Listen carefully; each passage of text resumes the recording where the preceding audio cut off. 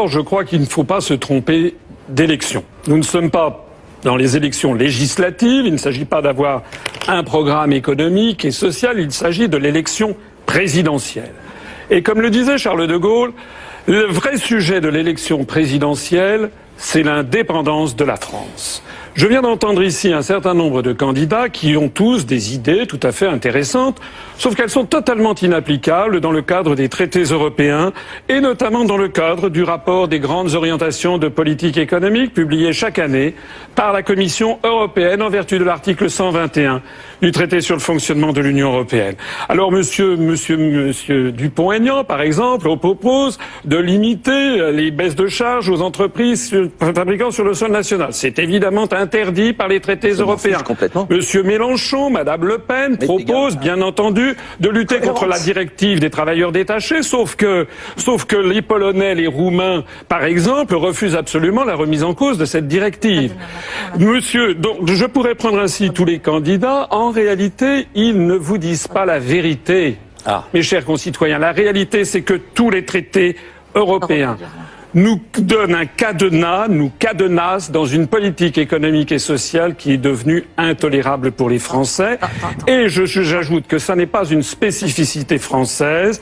Il suffit de regarder les pays d'Europe du Sud, la Grèce, l'Italie, l'Espagne, le Portugal, qui souffrent encore davantage que nous d'un euro trop cher et d'une mise en concurrence sans aucune protection avec nos partenaires européens et avec le reste du monde. On a déjà, donc François Asselineau, c'est votre vision de l'Europe?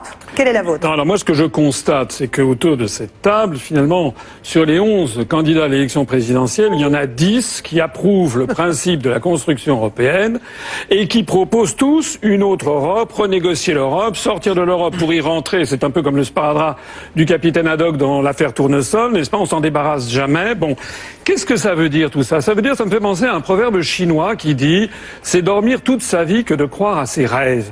Pourquoi?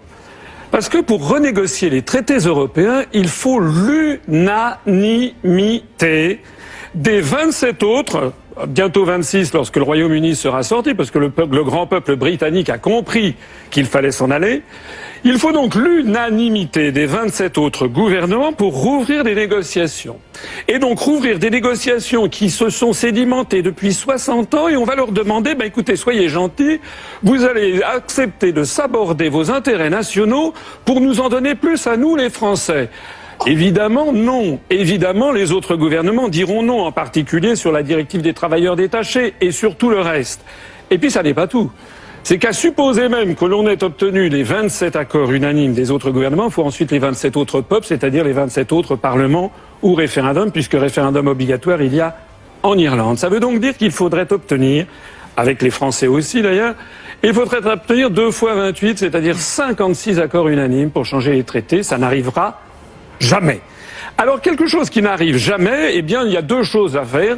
Soit on continue à enfumer les Français en leur disant, ça fait quand même des décennies que ça dure, à chaque élection, on leur promet une autre Europe, soit ce que je propose, et je suis le seul candidat du Frexit, c'est-à-dire de faire sereinement, juridiquement, comme le font les Britanniques, la sortie de l'Union européenne par l'article 50 du traité de l'Union européenne, tout simplement.